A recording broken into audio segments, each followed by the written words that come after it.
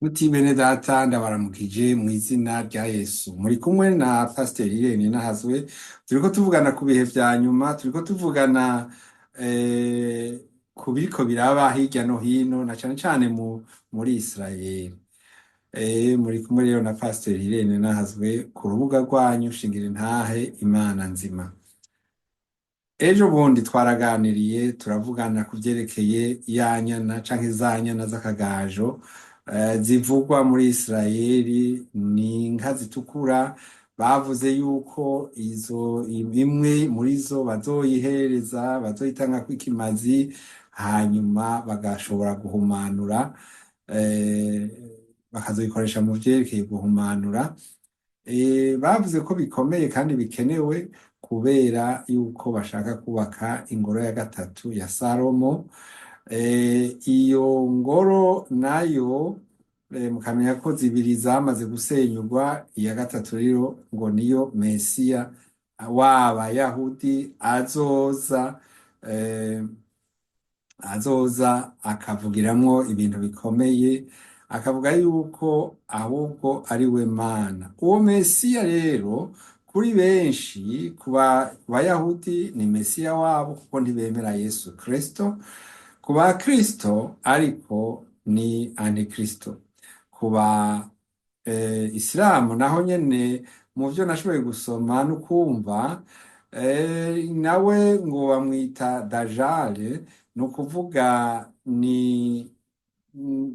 nawe baramugwanya kuko bavuga bati uyo si we. Twebwe turiteze uwundi mukiza wacu azoza, bobo bamwita Mahdi.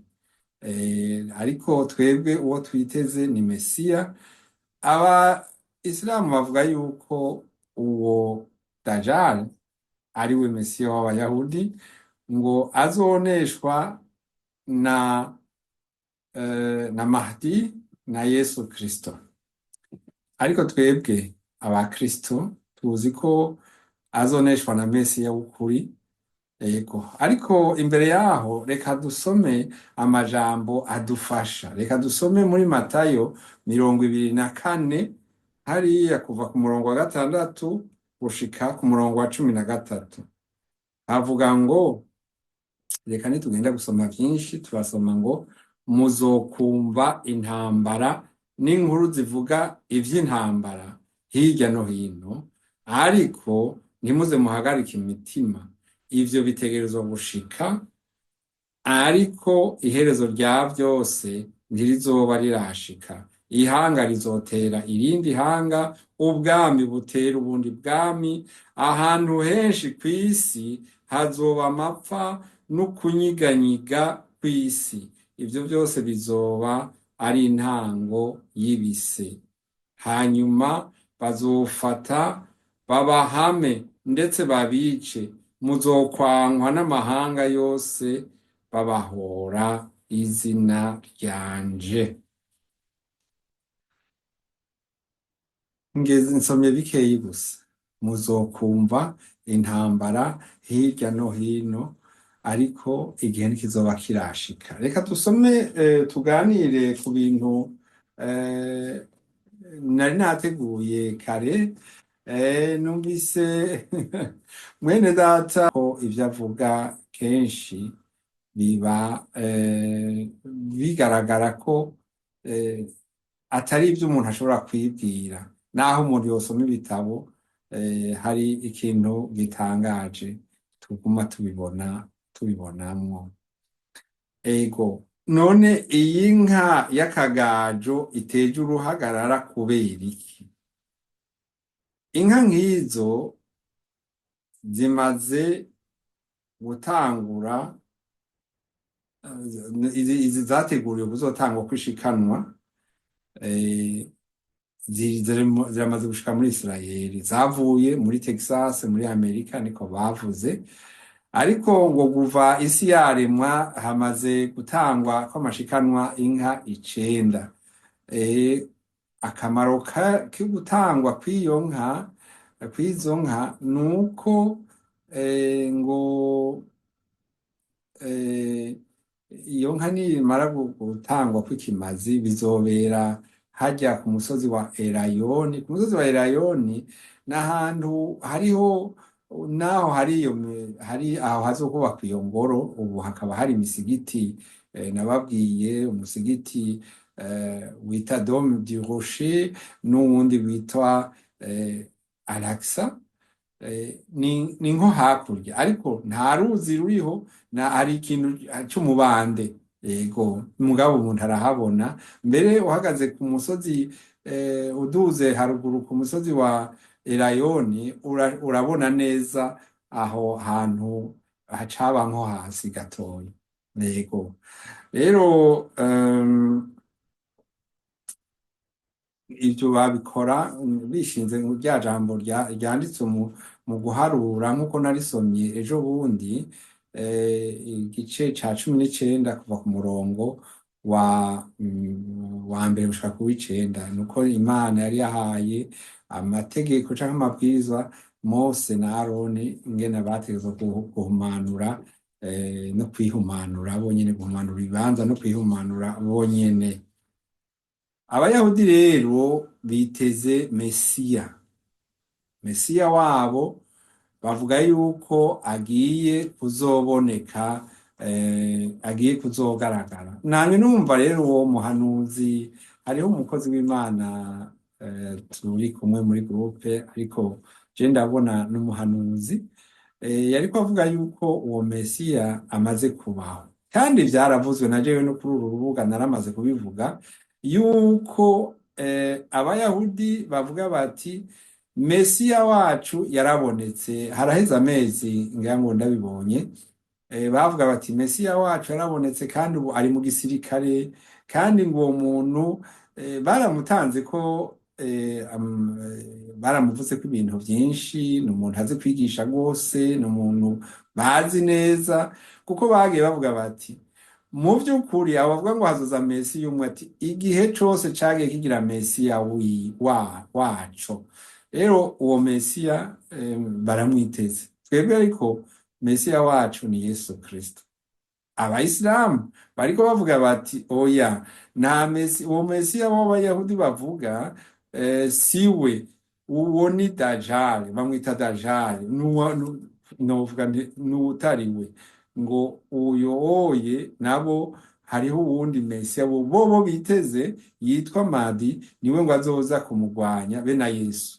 Twebwe rero tuzi yuko uwo Antikristo, kuko niwe azoza agahagarara mu ngoro ya gatatu izoba yubatswe, akaheza akavuga ko ari Imana, agaheza akaca avuga yuko wewe ari Imana. Ejo bundi rero abo mu muhari wa Hamas batera Israeli bagiye bishimikiza ngo bari mu vyavuzwe n'uwo batwara, umwe mu babatwara yitwa Obaida, yoba yavuze yuko ikintu catumye bihutira kubikora ari ukubera yuko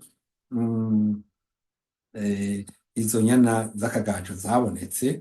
Bavuga bati rero ubu nta kindi gisigaye, bagiye kuzihereza imwe nk'uko bivugwa, hama bace bubaka ya ngoro ya gatatu ya Salomo.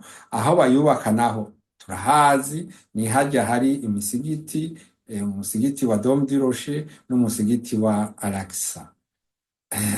Hanyuma rero ivyo rero bikaba vyaciye bitera uruhagarara nk'uko mubibona. Ego, ariko biravugwa mu rukurukuru canke mu makuru ariko araca ku mbuga ngurukana bumenyi, baravuga yuko hariho umurabin, ni ukuvuga ni mu idini y'abajudayisme, ni nk'umupasitori canke nk'umusenyeri canke umupatiri, muri iyo dini ya judayisme, idini y'abayuda, yari yarahanuriye Netanyahu akiri mutoyi, agitanguye politike, menga yari ambasaderi, arashikana yoba yari afise nk'imyaka 30, ngo amubwira yuko azoba umushikiranganji wa mbere, amubwira yuko kandi hari ibintu bikenewe kandi niwe azobishitsa, Ivyo bintu bikenewe kwari gusubira kubaka iyo ngoro ya gatatu kubera ko hakenewe ko Mesiya agaruka, ko Mesiya aza nabo bagatabarwa. Eh, Turabibona ibiriko biraba, namwe mwese murabibona. Mm. Uwo rero antikristo canke Mesiya wa Bayahudi bivugwa yuko agiye kuza vuba. Agiye kuza vuba, ikiriho niki? Abayahudi Abisilamu bavuga bati tuzomugwanya canke azogwanywa atsindwe na Mahdi, ariko ku vy'ukuri azogwana n'abantu bafise canke bari kumwe bafatanyije n'Abarabu. Ubu nta kinyegezwa kirimwo, Abarabu benshi bari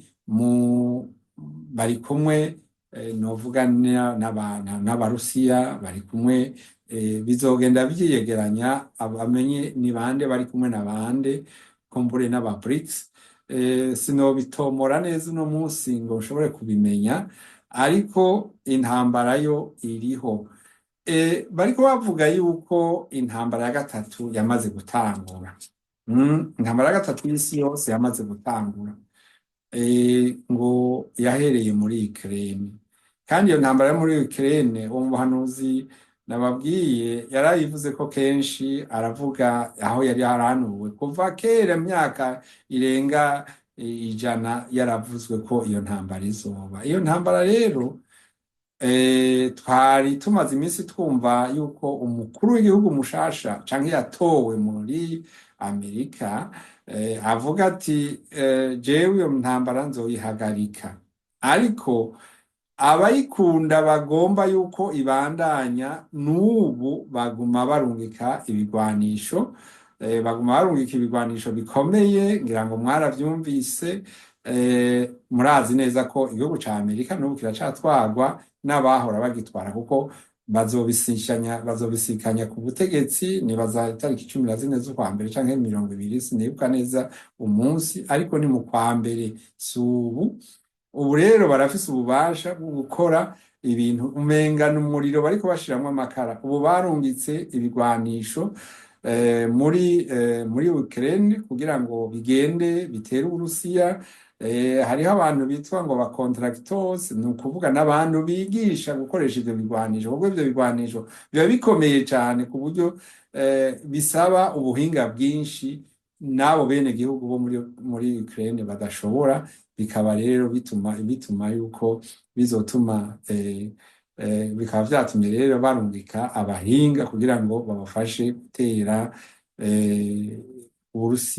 Uburusiya nabwo mwarumvise yuko ejo bundi hari ikigwanisho bateye muri Ukraine, ngo nico kugerageza, cari ikigwanisho gikomeye cane. Nticari cambaye ivyo bita tete nucléaire, nticari cambaye novuga ubumara bumwe buturira bukica abantu bose, canke tete nucléaire. Ngira ngo bamwe muravyumva. Ntabwo ico kigwanisho cari kibufise, ariko barashobora kubishirako navyo. Mwumve rero yuko Uburusiya nabwo buriteguye, burikazanuye kugira ico bukoze muri iyo ntambara. Iyo ntambara rero hano mu Budagi, ahandi muri kino gihugu, hariho ikintu cadutse. Hari ikigwanisho gikomeye citwa Taurus. Ico kigwanisho Taurus bamaze iminsi bagisaba, abanyaburaya bagisaba ngo bagitabaranye, bagitange kugira ngo bikureko Abarusiya. Numvise hariho impari hagati y'abanyamigambwe ngaha, bamwe baravuga ati twebwe ntavyo tuzokwemera, abandi bakavuga ati nivyo dukeneye. Rero ubuye abanyaburayi bafise nabo ukuntu babona iyo ntambara. Iyo ntambara bayiteguriye kera.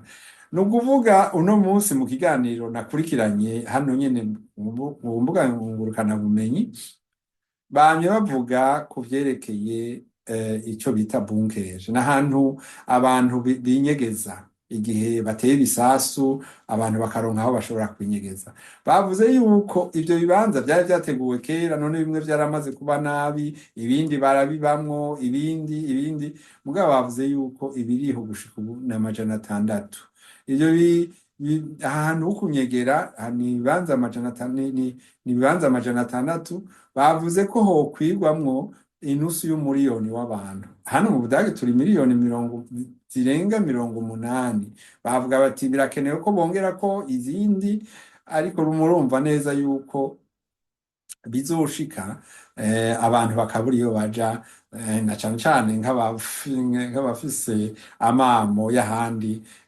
Nibaza ko ni inkuru itanaganirwa kenshi, iyo ni inkuru itaganirwa kenshi yuko ivyo bigwanisho biriho. Rero intambara iriko iramota, birumvikana, baravuga bati intambara ishobora kuba. Gushika rero umuperezida mushasha wa Amerika, naho benshi bamwizeye kandi yavuze ati je ngomba guhagarika iyo ntambara, ntawuzi ububasha nawe ko azoshobora guhangana n'izo nkomezi ziriko ziragwana, kuko ico akeneye cane no guhagarika no guteza imbere igihugu ciwe ca Amerika. Hanyuma urumva ko harimwo ibikigoye, ibintu bigoye. Nariko ndababwira rero intambara mu bihugu vya Afrika, mwarigeze kumva bavuga abasirikare b'Abarusiya ba Wagner ko bagiye hariya na hariya, no muri Kongo umenga barabasavye niba batashitseyo. Ni ukuvuga mwumvise ngo muzokumva intambara n'ibihuha vy'intambara. Nivyo rero turimwo, nivyo tugezemwo. Ibihugu bizoterana, bizogwana, hanyuma murumva yuko hariho ibintu vyinshi bishobora gutuma abantu bapfa ari benshi ku bwinshi muri iyi minsi. Intambara iriho kandi izoba. Ikiriho nuko uyu munsi wewe wokwama witeguye ukihana. Iyi ntambara izoba, uwuzoyinesha ni Yesu. Mwizere uyu munsi kuko intambara izoba. Twavyumvise, hariho ukumbura bazoba bakiriho, ariko kandi handi twavuze ivy'iduzwa ry'ishengero. Ariko ico nagomba kukubwira ni ukukubwira yuko ibihe ni bibi. Ibihe ni bibi. Satani rero ico akora muri iki gihe ni ukurondera yuko abantu bazimira. Nanye mbona akantu bariko berekana ingena abantu bashobora kuzohabwa ca kimenyetso ca Antikristo ku mayeri batamenye ko bavyemeye. Nivyo biriko birashika, nivyo bishobora kuzoshika. Rero mwitegure, mube maso, musome ijambo ry'Imana, kuko bizogera ahantu aho n'Abisirayeli ntibagenewe guhona. Reka dusome ijambo rivuga yuko koko hazogera igihe nabo bagamuhindukirira. Niho tuza kugeza kuri uno munsi, ko nshatse kugira ngo tugende tukurikira ibintu ko biriko biragenda. Mu karere ka Afrika intambara ni nyinshi, murazizi, ariko nk'uko mwavyumvise, mwene data nyene ndiko ndavuga umuhanuzi yavuze ku vyerekeye abanya Ethiopia bazoba nabo nyene bazogira uruhara muri iyo ntambara izobera hariya mu karere ki Yerusalemu, kandi amahanga yose azoja yongira ngo muramaze kubimenya, ndashobora kubibasomera mu kanya. Ariko mumenye ko igihugu nk'igihugu ca Ethiopia ni igihugu gifise ubushobozi bwo gutondeka abasirikare umuriyoni w'abasirikare. Ni ibihugu bikomeye kandi ntawe uzobura aho yegamira. Ni ukuvuga rero n'intambara itazoba yoroshe na gatoya. Abisirayeli rero bazogera igihe cabo bakire Yesu, bamumenye. Hano muri Zakariya 10 ahatubwira ngo kandi nzosuka ku nzu ya Dawidi no ku baba i Yerusalemu impwemu y'ubuntu n'iyo gusenga, kandi bazokwitegereza uwo bacumise, bazomuborogera nk'uborogera umwana wiwe w'ikinege, bamugware akabonge nk'uko arwazwa n'imfura yiwe. Haleluya! Kuri uwo munsi hazoba umuborogo ukomeye i Yerusalemu, nka ya maborogo yabaye i Hadadi Rimoni mu kiyaya c'Imegidoni. Kandi igihugu kizoboroga, umuryango wose ukwayo, umuryango w'inzu ya Dawidi ukwawo, n'abagore babo ukwabo, umuryango w'inzu ya Natani ukwawo, n'abagore babo ukwabo. Barabandanya, umuryango w'inzu ya Lewi ukwawo, n'abagore babo ukwabo, n'iyindi miryango yose isigaye, umuryango wose ukwawo, n'abagore babo ukwabo. Haleluya, haleluya. Hazogera igihe Isirayeli iterwe n'amahanga. Reka dusome reka dusome ku amajambo makeyi atangura iki gice ca 12 nyene co muri Zakariya. Avuga ngo Abisirayeli bazoruha bagaruke ku Mana. Imburi y'ijambo ry'Uhoraho yo ku Bisirayeli. Uku niko Uhoraho agize, uwaganuye amajuru agashiraho itanguriro ry'isi, akarema impwemu yo mu muntu, atehe nzohindura Yerusalemu igikombe co kudandabagiranya amahanga yose ahakikije, igihe bazoba bateye Abayuda bugarije Yerusalemu. Uko turiko turavyumva rero, jewe niko ndavyumva, uyo Antikristo azogwanywa, agwanywe n'amahanga atazoba yemeye ivyo avuga. Ariko nabo nyene bazoba bari ba Antikristo, kubera Antikristo nuwutemera ko Yesu Kristo ari umwana w'Imana, nuwutemera ko Yesu Kristo ari umukiza. Abizeye Dajjali, abizeye Mahdi, nabo ntibizera ko Yesu Kristo ari umukiza, ko ari we Mesiya. Aha rero iyi ntambara izoba ari intambara ikomeye.